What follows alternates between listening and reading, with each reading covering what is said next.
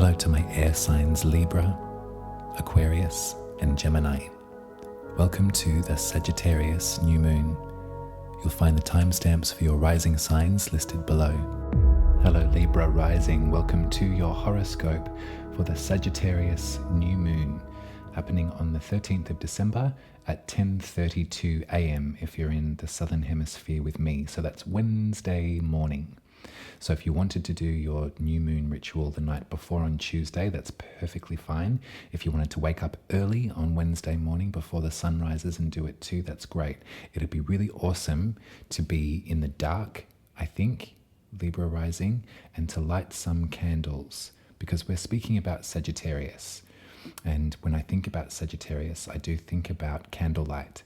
I think about fire and the magic mastered and contained in a space that is safe and gentle and sometimes a little bit solemn. Definitely we light candles for all sorts of reasons, don't we? We light them to celebrate, we light them to romance, and we light them to bring people back, bring people home, a guiding light. So, Sagittarius is the sign that rules your third house of the goddess, of private rituals, of language shared and learned. And so probably at this new moon in Sagittarius, Libra rising, it'd be really awesome to work with your goddesses. Get out your books on mythology or look to the stories that you've learned so far about goddess worship. Look to the different deities and different mythologies and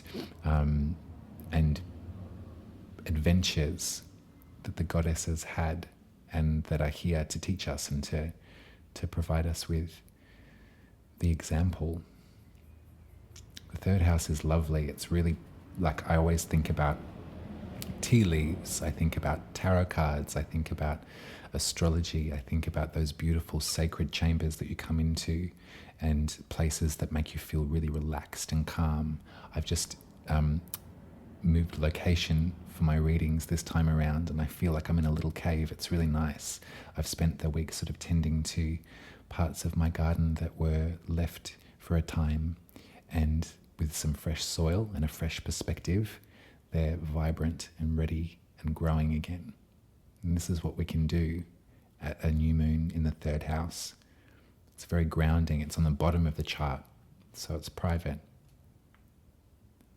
There's a couple of different conversations that are happening with the sun and the moon, both at 20 degrees of Sagittarius.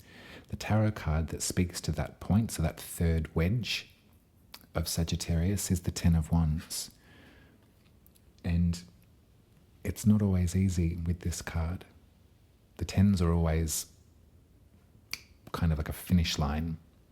And so when it comes to the wands, the fire element to magic, this looks like a pushing up against it all to get to the finish line. There's something here that I feel about self-sacrifice too, which, take it as you will, Libra rising, it's not always essential to self-sacrifice. When you feel the pain of others on behalf of them, when you feel that you're at your limit, when there's no further work to be done, when you can't move ahead, the Ten of Wands might come out and you can feel that weight that this individual is bearing. Magic is powerful. It's not always bright and fairyland. Sometimes it can be really difficult. This might be how you're feeling at this time. You might be feeling groggy. You might be feeling that you're sort of without access to the powers that normally guide you through. You might be fed up with them too. As is the house of the gods, the ninth house, we can sometimes have our faith questioned in the third house too. Praying, keeping the faith, holding out hope can sometimes be really exhausting when the reality is something else. When there's continual pressure that you're feeling. So if that's the way that it is, Libra rising, I would really, really recommend to light those candles. I would really recommend really reacquainting yourself with the power of the goddess, whichever ones ring true for you, whichever ones you feel that you're connected to. Learn their stories, learn what they're here for, learn about the reimaginings of those stories too. I'm reading a book, I don't have it here, but it's called Cassandra Speaks, and by Elizabeth Lesser is the author, and it's a great example of reimagining mythology, giving it further texture, breaking open some of those myths, some of the misogyny that can be sewn into those myths, claiming them, reclaiming them for our own is something really powerful that we can do with the goddess. So the sun and the moon at 20 degrees, the 10 of Wands, is actually in a lovely supportive trine, so fire sign to fire sign, with the dragon's head in your 7th house, Libra rising, your house of relationships, of other people, me in the 1st, the other in the 7th. And so this is the part of your life that's going to feel quite urgent over the next 18 months or so. There's going to be things that show up in your life. You will be compelled to follow certain people or to commune with certain people. Your relationships will be in focus. How you relate to other people, how they relate to you, how that works and how that doesn't work. And so the sun and the moon are in support with this dragon. So there might be some common themes between your 3rd house of the goddess, your 7th house of relationships. How do they work together? They're working well together at this new moon. So perhaps you might cast your eyes out a little bit further and see who you can draw in. You know, what conversations can you have? You don't have to do this alone. In fact, the 3rd house work is great to do with other people as well. I've been thinking a lot about that in my own practice, this idea of being fairly solo. I don't really belong to any sort of community as such.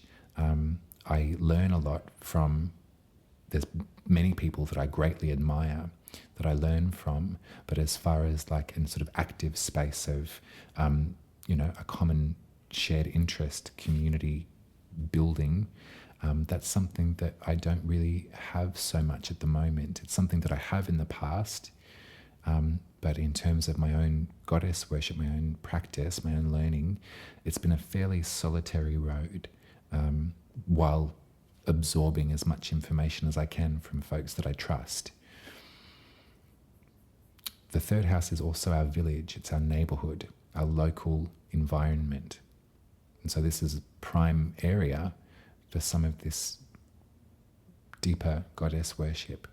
It's also nice to be in company or in neighborhood with folks that you see eye to eye to. That's just something that's coming through. Also, there's another support between Sagittarius and Aries. So Mars has entered Sagittarius and is at 13 degrees and is forming a beeline, a supportive thread with the asteroid Chiron in your 7th house too. Now, you've probably heard me bang on quite a lot about Chiron. You probably know the story very well about the conversation that we can have around the wounds that we bear, unconscious or otherwise, that we need support with, that we can't heal for ourselves. Try as we might to heal these wounds alone, we do need support from other folks. And you can probably recognize the same wound in other people. But for you, it's difficult. There's a great opportunity for healing wherever Chiron is. And this support with this bravery, this sword and shield of Mars in the 3rd house, we could almost maybe change it up and think about the goddesses that bear the sword, bear the shield. Artemis comes to mind, the goddess of the hunt. That might be a beautiful energy for you to work with. And supporting these tender spots in relationships. It may have been not always easy to connect with other folks. The asteroid Chiron entered Aries in 2019. We won't always feel it, but perhaps there was a moment that you can recollect about the revelations in your intimate relationships, or the way that your, coupling styles, or the way that you interrelate with other people, and from what space of wounding perhaps you are working with in those relationships, or you can see it in other people. You can see they have difficulty connecting, and I'm sure that you're very all over that, Libra rising. I'm sure you can kind of see that already without them having to tell you. But it's an opportunity for healing. The dragon is really drawing our attention here for the next 18 months. So it is about the other people. It is about your 7th house, how you come into contact with other folks. So, and there will be a lovely moment of the dragon and Chiron connected, and a major focus. Perhaps there'll be some like grander moments of revelation for you around that topic. You're like, I'm working from this space. So of course my relationships suffer because I can't be fully myself. I can't fully give myself over to these other people. There might be some trust stuff around that part too. It's all great potential for healing. Wherever Chiron is, there's always an invitation to heal. So hopefully we can look to this with some optimism, and that weight that you feel that you're bearing on your own, maybe try and ease that weight with the company of your goddesses at this Sagittarius new moon. Now, it's not all smooth sailing. So a few hours, I think 8 hours after the new moon in Sagittarius, Mercury, who is in Capricorn, will station retrograde, which means from our perspective, it will look like they're moving backwards through the sky. They'll eventually join up with the sun again, and that will be a really hot moment of re-energizing what it is that we believe to be true. But when Mercury is retrograde, it's a time to sort of go over the information that we're absorbing, that we're processing. It's a really wonderful time to not act on that information just yet, to sort of go over it, make sure that you're being heard and clear in your intent as far as the ways that you communicate, and also give other folks that you're communicating with that grace too. What did you mean by that? Is a great question. Just so I'm clear, this is what you're saying or putting forward. It's a good thing to say too. So this backtrack is from your 4th house. Capricorn's your 4th house of your home, your roots, your ancestry, back into the 3rd house. There's opportunity there.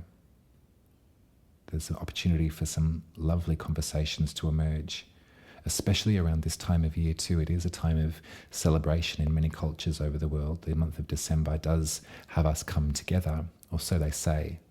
Other folks can feel a great pain at this time too, because of the consumerist nature of the holidays, but also the stuff that we do our best to work with and move through for the rest of the year. It can be tricky to go back home. It can be tricky to not know where to go at this time too. I'm going to get you some tarot, Libra rising. We will be talking about Chiron at the next full moon as well. So it's going to be a full moon in Cancer, highly emotional. The moon is the guiding light for Cancer, so unafraid to express how they feel. But that's also the day that Chiron, who is currently retrograde, will station direct.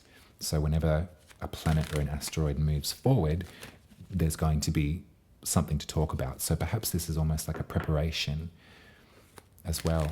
A nice little deep chat to have before the next one. I'll grab that in a minute.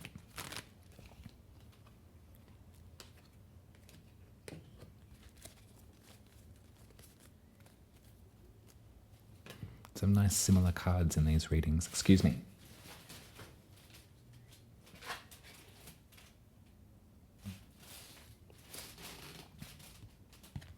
So the Two of Wands in reverse feels like it feels unsure.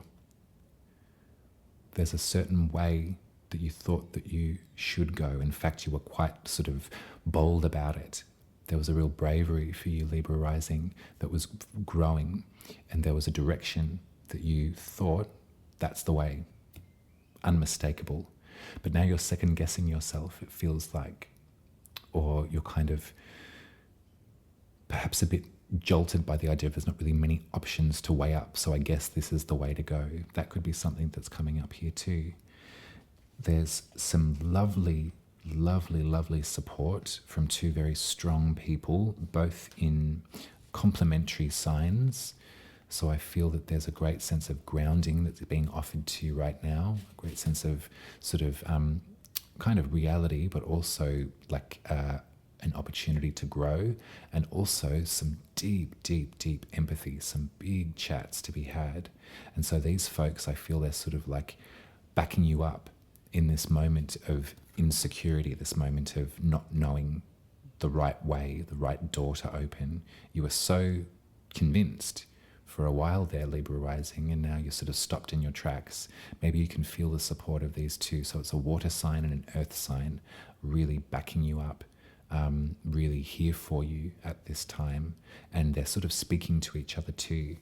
They're having a chat about it in a lovely Gemini conversational sort of way. There's a mirror that's being shown to you at this time, Libra rising. You can see yourself, and that can be jarring sometimes. Has it ever happened to you when someone's really pissing you off? Their behavior is just out of control and it's really annoying you. I often find when that happens to me, I have to stop and take a step back and then be like, that's how I react sometimes. That's how I behave sometimes. And it's this quality of like internal displacement that can be really jarring. It's not to forgive bad behavior, but it's definitely to sort of like recognize that the behaviors of others can sometimes be mirroring something to us as well. In the same way that folks that we admire, that we sort of see such like warmth and encouragement and tenderness in, that can mirror back to us too, because we have that capacity in us. It's the best relationships are always the ones that do hold up that mirror, for good or for bad, but it provides you with scope enough to love them through and to also love yourself through the hard times as well. I wonder who these two strong, stable characters are backing you up. They feel really grounded and they feel kind of like they're really supporting you at this time, Libra rising. So I would follow those cues, learn more about cultivation, learn more about standing on your own 2 feet as far as putting your resources to great effect. And I would learn more about hearing yourself out, letting out some of the things that you're feeling. You can do that in a safe space. Probably wouldn't suggest that you do it publicly, because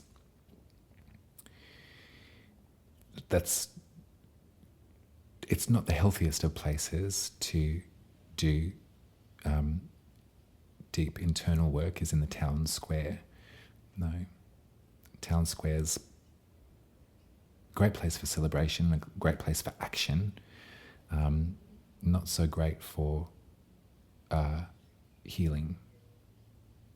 Sometimes it is. A disco is a great communal space to heal. It's about wavelengths, isn't it? And be on the right wavelength, or the same wavelength as someone. It's nice to know that you've got support from someone else, that they see themselves in you, and you see yourself in them.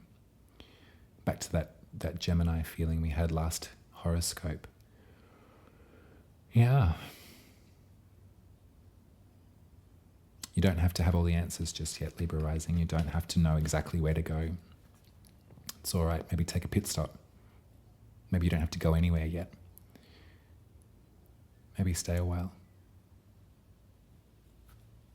That's your reading, darling. I love you very much. If you're still here with me, put a horse or horse head in the comments in honor of Chiron and in honor of Sagittarius. You can head to buymeacoffee.com/umaruby and subscribe to this channel if you've got the money to spare for a monthly subscription. That helps keep my work going. You can also throw some money in the tip jar. If you'd like me to read your birth chart and I've not already, I'll draw you one up. They look like that. And you can do that at umaruby.com. That's my website. There's a whole bunch of other information on there too. If you'd like to book a reading for someone else, seeing as how it is gift giving season, and you would like it to be less consumable, you can send me an email at urok@umaruby.com, and we can talk about getting a voucher sent to you to give to your loved ones. I'll be with you in 2 weeks. We'll speak about that big, bright, full Cancer full moon.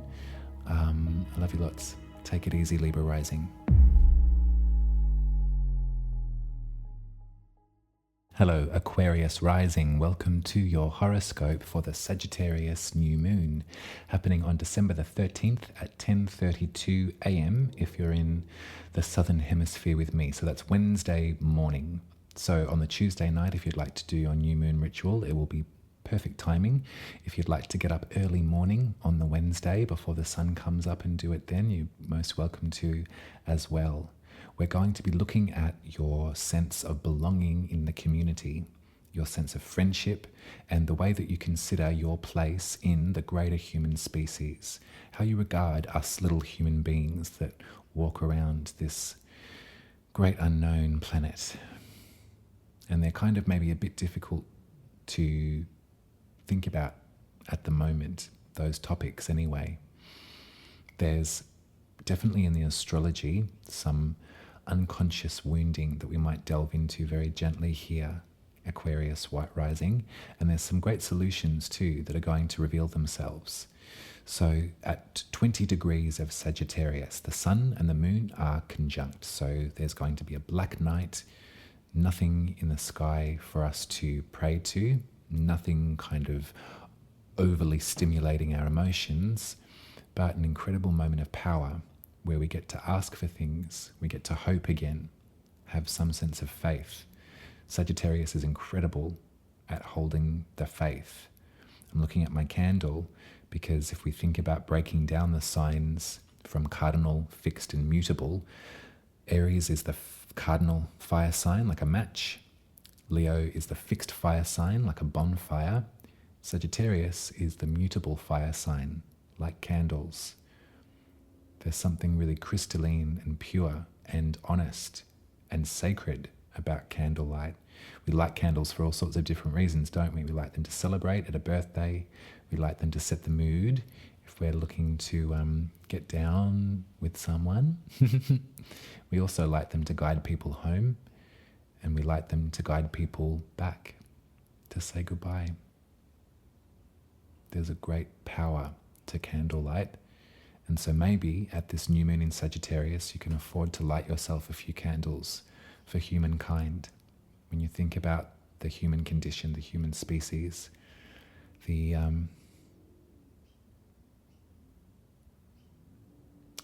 pain that we're all in at present. Light some candles for it, Aquarius rising. Now, I'm looking at your birth chart, and there is a great conversation that I've spoken with everybody about. And on yours, it feels definitely we're kind of leaning into this conversation around belonging and a sense of belonging. So the sun and the moon at 20 degrees are forming support trine with the dragon's head in Aries in your third house. You remember the third house is the house of the goddess, right? It's the house of the village, the local community, and how you share information with other folks with your voice, how languages are developed in the third house. And so this is the space that we're going to be really feeling a bit of a sort of compulsive draw to over the next 18 months for you, Aquarius rising. You're going to be possibly Where am I going to live? What is my village? Where am I safe enough to be in my truest state? What village will accept me and have me? Where do I feel that I'm doing a great good in the world? Where can I fit myself into? Where do I belong as an individual to feel a part of something? So that's happening with the sun and the moon. Further to that, if some of what I was just saying to you just then was like, ouch, I don't know anymore. I thought that I did, but I'm not so sure where I belong at present. What will my village look like? I had some of these really awesome ideas, or I'm usually really happy here. Let's talk about it. So Mars, the planet that we know is very brave and very protective, is in Sagittarius too, in your 11th house, and they're forming a trine again, so another line of support with the asteroid Chiron in your 3rd house. Now, we don't always speak about Chiron all the time.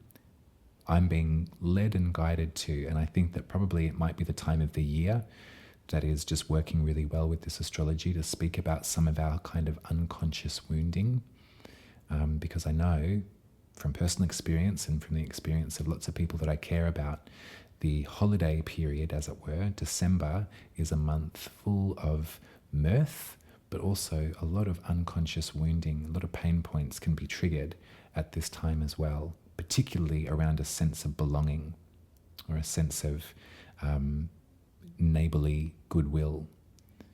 So Chiron has been in Aries since 2019, so we won't always feel the effects of Chiron, but we will in aspect, and we will when they station retrograde or station direct. And so the mythology around Chiron is that of the wounded healer. I'm sure I've told you 1,000 times, but you know the story of the poison arrow and the pain that couldn't be solved by Chiron alone. When we look to Chiron in astrology, we look to pain points, triggers, unconscious wounding, and also a great opportunity to heal some of this stuff too, with the help of other people. So Mars is supporting this pain point in your village. So think about the interconnectedness between the 11th house, which is a much broader scope of friendship, good cheer, human, what's the word I'm looking for that we always say? Ingenuity. There's all of those great things that we can consider. We can align ourselves with the idea of being a human for all of the beautiful things, like art and kinship and systems and, philosophy, great thoughts and all of the wonderful things that humans do. We are at a time when we are really witnessing a lot of the damage that being a human being can do as well, as far as the health of our planet and as far as the health of each other. It's been the more information that we have access to, the reality of what is going on and the unhappiness and the injustice across the planet is really showing itself to be quite clear. And there's such an overarching feeling for me of like, where do I belong? Where am I going to go? That's sort of something that I can really feel with this 3 and 11. These two houses both speak to a sense of belonging in the group, in the neighborhood. So because it's a new moon, because we do have access to it, if you were wanting to say some prayers or cast some spells or create some magic, you can think about your community as it stands, think about the human condition as it stands, and with the power of your fire, the power of your magic, I'd like for you to reimagine that to a space that you feel will work. Whenever I get overwhelmed, I always think, I wish there was an island. It's a line from Coco Peru, one of my elders, I would probably say. I look to her for a lot of guidance. Look her up. She's here on YouTube, Miss Coco Peru. She's an incredible heart, an incredible mind. And she just takes you shopping like a good auntie would. You just go browsing with Coco. You don't buy anything. But at one point she said, I just wish there was an island, in terms of like, I need to get away from here, wherever here is, the reality of existence right here. And that's tempting, isn't it? To want to like, get out, jump off, dive over to the next galaxy. we are here for some sort of purpose. You know that because you're an Aquarius. So is the star. They come here to move the water of life and love for thirsty humanity. So you can stand proud and stand true in that principle, Aquarius rising. You're here to help us, help ourselves. But how are we going to help you if there's wounding around your sense of belonging? If you don't quite feel at home here, perhaps you used to. You don't quite feel at home there, perhaps you used to. I hope I'm not speaking out of turn, but it's a pretty common feeling that I'm picking up on from very personal experience and also from lots of other folks that I do care about very much. Displacement. It's hard. Let's get some tarot and let's see what magic we can create, keeping all of that in mind. Now, one more thing to say before I get you your cards is that Mercury will have stationed retrograde the same day as this new moon in Sagittarius. So in the morning, bright and early, 10:30, that's when the new moon takes place. And then by the evening, Mercury will have stationed retrograde in Capricorn, and they will eventually be moving back into Sagittarius too. So there'll be perhaps, a hit of prospect, some bright ideas that you might have about your part to play in the story of life. But you might need a little bit of time to go over that as well and sort of like fully absorb some of that info.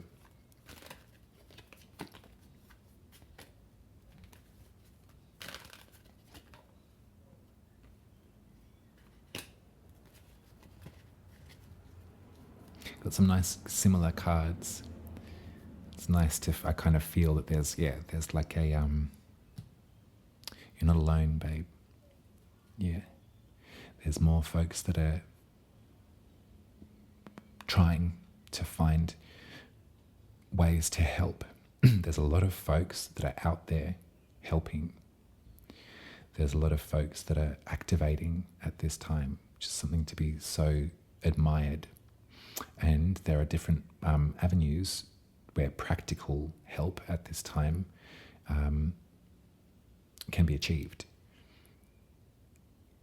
If this is triggering your sense of displacement in your own self, this is what we're kind of maybe talking about at this reading. I think that what you know about love and understanding and empathy, it's a word that is sort of growing in popularity, and I'm glad that it is. I think that to be an empath is something to be really admired. I don't think that it's a cross to bear as much as some folks might feel that it is. Definitely it can be overwhelming sometimes to be so open to the emotional needs of other folks, to feel that kind of in your body. If you're working in that environment too, that's your area of expertise. You've got to be sort of present to hold the space, to provide that container, perhaps with some of your Aquarian intellect, to hold that beautiful container for folks to allow their bodies to feel what they're feeling. It's, sort of pop psychology and stuff like that. It's sort of like, trouble being an empath. It's like, well, you are.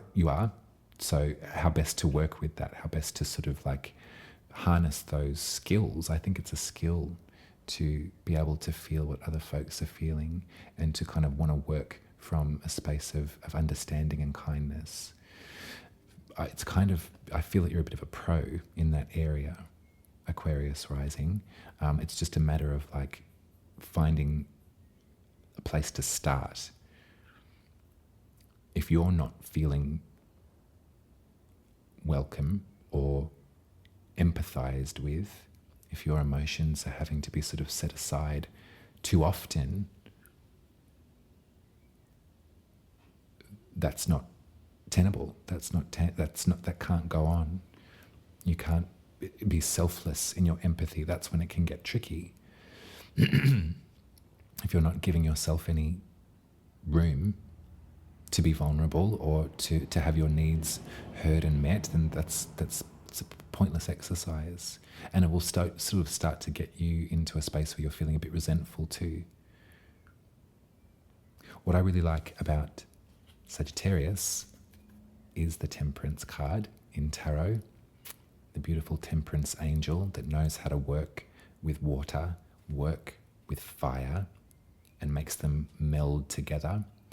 I'm paraphrasing, but I think Harriet Falcon is her name. She was one of the philosophers on astrology, and she writes a beautiful description about the Temperance card, which separates it from the balance of Libra. You know, Libra is about sort of equity and sort of fairness and kind of harmony, you know, calm blue ocean kind of vibe.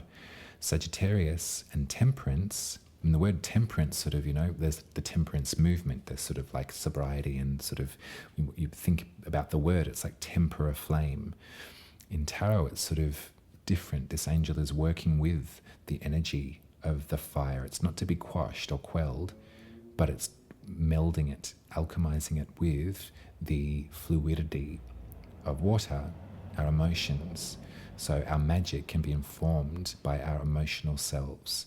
That's why I encourage you to feel what you're feeling and don't try and suppress it, because when you you listen to your body, it's trying to tell you something. You know, to cry is so powerful and so healing, and some folks think it's embarrassing to do that.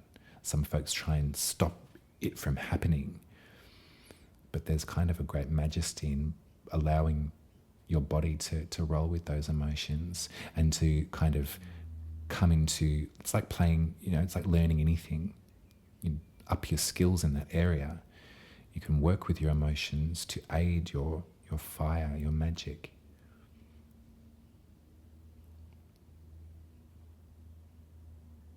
It feels like you don't trust yourself perhaps enough, Aquarius rising, that you're doing enough or that you are focused enough on the human condition. I refute that. I think that's all you think about, and I think that's your problem. Sometimes you've got to include yourself into your definition of humanity or the group, the human species. You're a part of it. As much as you're cosmic alien sent to us to show us the way, your physical body is a part of us. Your body is a part of the earth.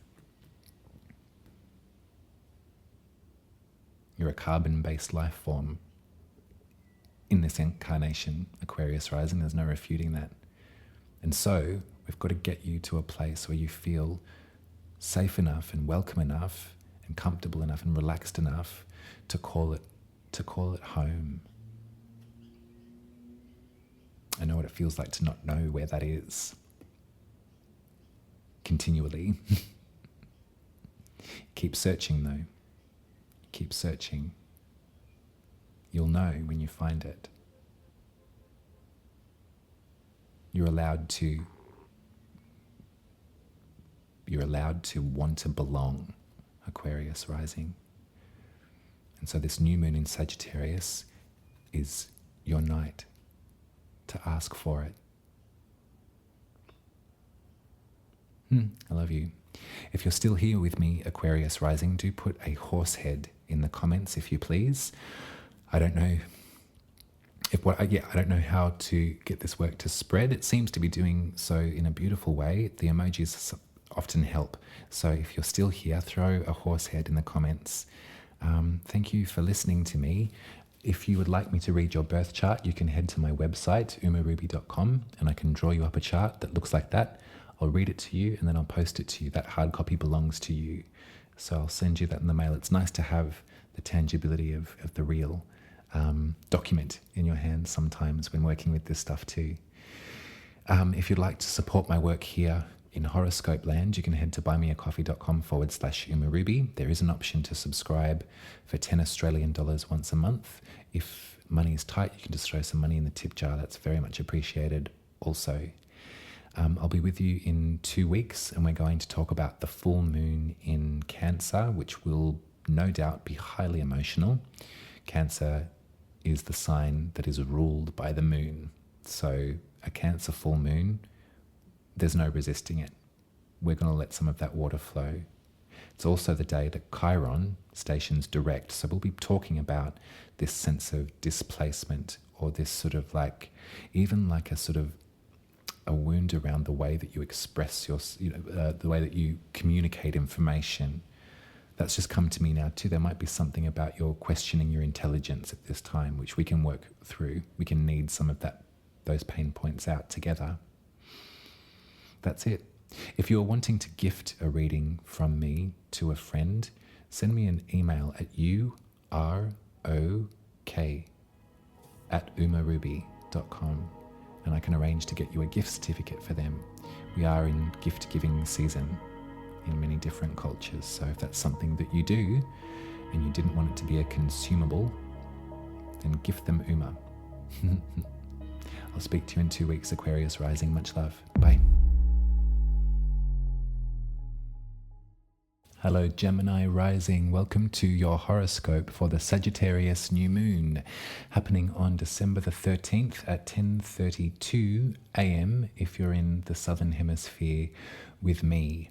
So we're working with new moon energy, Gemini rising, which means it will be completely dark. There'll be no moon in the sky, and we'll get to work with the energy that's left here around us. Because it's Sagittarius, I would highly recommend lighting some candles. When we think about the fire signs, we have Aries, which is cardinal fire, like a match. We have Leo, which is like a bonfire that roars. And we have Sagittarius, which I tend to believe is a beautiful altar of candles, which is sort of like magic contained and put to its greatest effect. So many different reasons we light candles, right? We light them to celebrate. We light them to romance.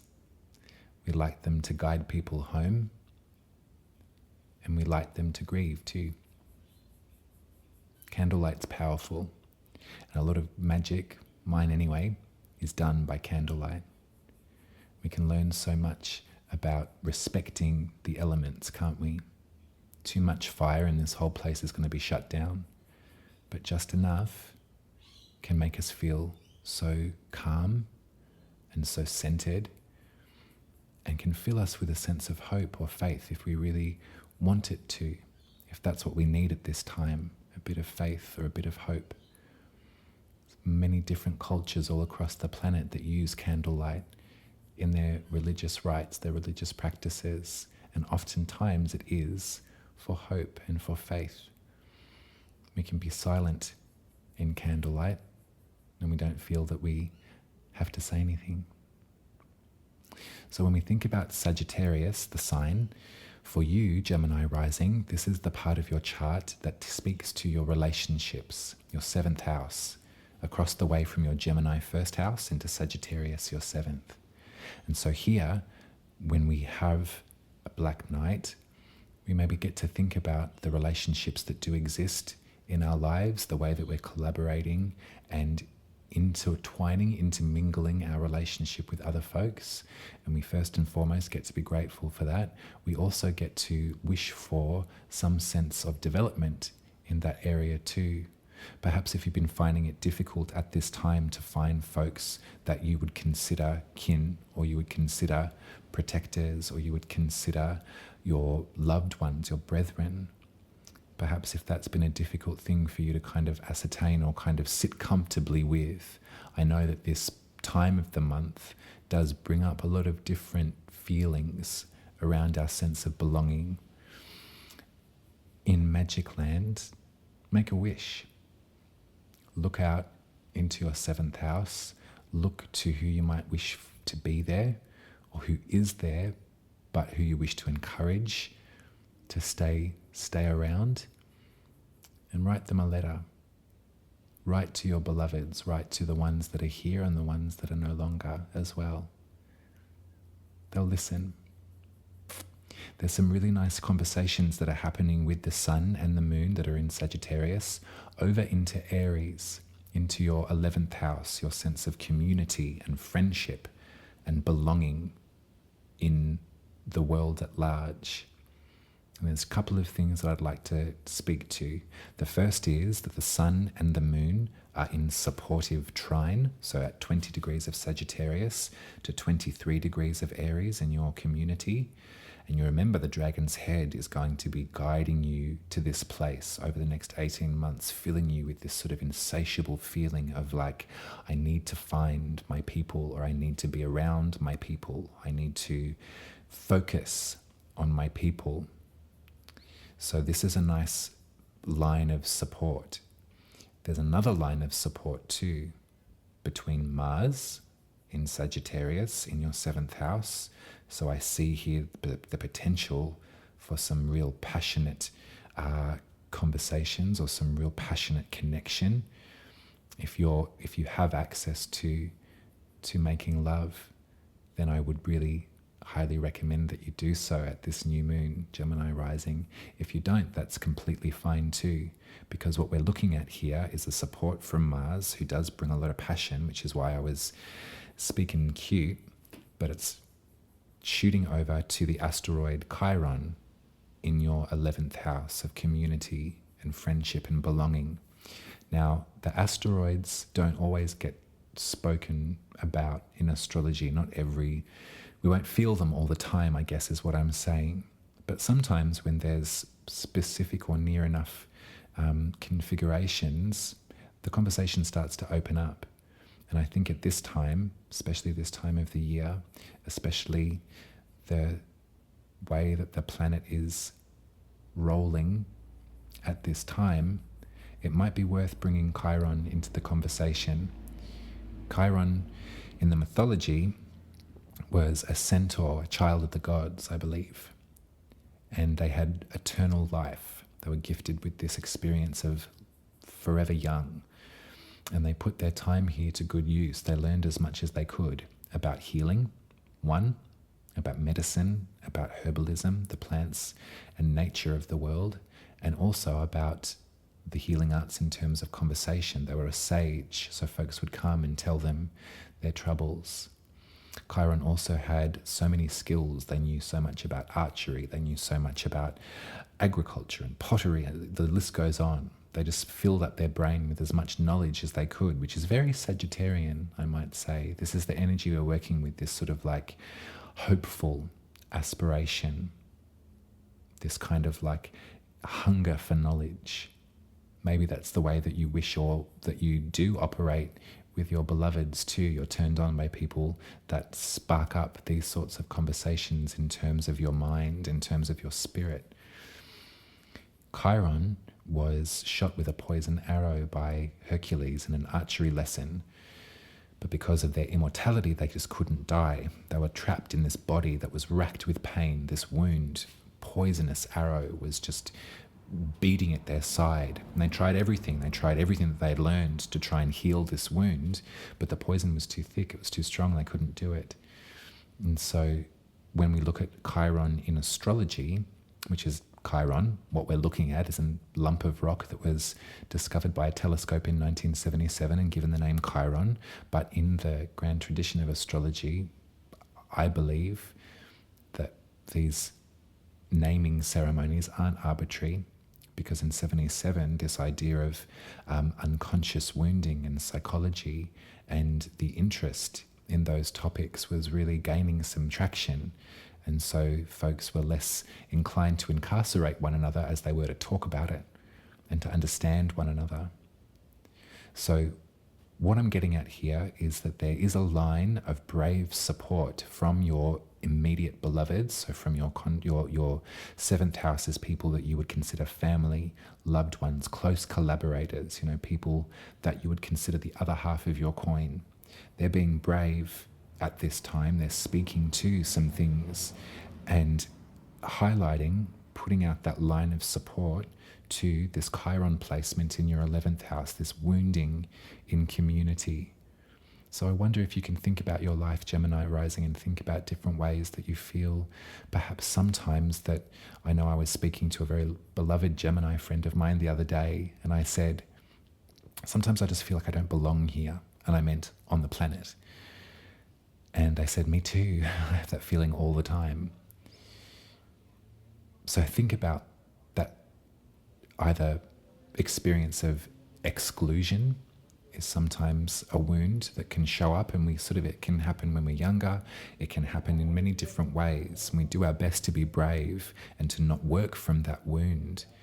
But also sometimes in the astrology, the planets configure, urging us to talk about it. So perhaps there's a nice line of conversation that can happen with your beloveds at this new moon in Sagittarius, and you can speak to some of these tender spots of how you don't feel that you belong, or how you found it difficult to find a place to go. Where will I go is maybe something that I can empathize with, and I'm sure that a lot of other people at this time can empathize with too, that feeling of displacement. Where shall I go next? Where will I find my people? Do they exist? Yes, they do, Gemini rising. They absolutely do. This astrology is just a marker point for us to discuss some of these wounds, some of these problems. You're being encouraged to be vulnerable with your beloved 7th house as well. Now, what I will say is that on the same day as this new moon in Sagittarius, 8 hours after that, Mercury will station retrograde. Again, happens about 3 times a year. It's always a spanner in the works. But Mercury, as it stands at this moon, is in Capricorn, but will station retrograde and then move its way back into Sagittarius eventually in your 7th house. So there is going to be a period of time where we sort of need to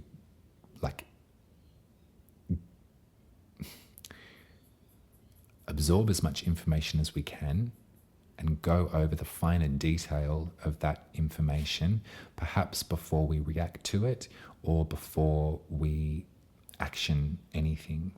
There could be some nice potential here too, but I will give you the date of when Mercury stations direct.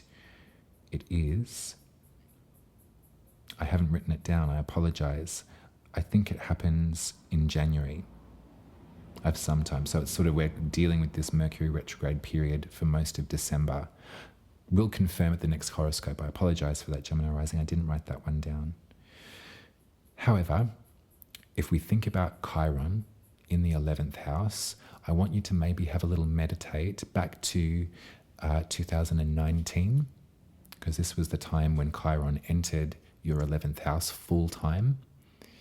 And so think about the different sort of thought forms or different occurrences that have shown up for you over the last few years since 2019 in regard to this feeling of displacement or not belonging, not being either part of the group or being cast out from the group, being told to leave, all of those sorts of horrible things that are so difficult to absorb and not take personally. I'm going to get you some tarot as well, Gemini rising. Do you like my new setup as well? I do. Feels like a nice little cave in here. I've got all of my succulents. I spent some time in the garden the other day, tending to my arid garden. I was inspired by a trip to the Botanic Gardens with another beloved friend of mine, and we spent some time in the arid garden. I was like, gosh, this is gorgeous. Got all these succulents out the back that need some tending to, need some brightness. I moved them actually to a place that was bright enough for them, and they thrived. There'll be a place for you, babe. There is a place for you. You are welcome here, right now, at this moment. I feel that there's something new beginning too. There's something, and because we're talking about 7th house, and we got the 2 of Cups, so this is sort of spelling out a beautiful connection of 2 minds, their cups, let's face it, it's 2 hearts. 2 hearts are beating together. I'm in love. Oh, it's quite Gemini, that's Kylie Minogue. But there's 2 folks here, and they're offering each other something, and it's exactly what the other needs at this time.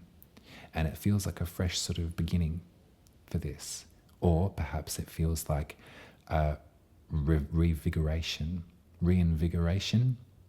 of this. We got the Temperance Angel too, Sagittarius. So yeah, I'm looking directly into your 7th house, honey. Your collaborators, your loved ones, your beloveds are there for you. They're waiting for you to either find them or to reach out to them and to share with them perhaps some of these more tender spots around this displacement, this feeling like you don't belong.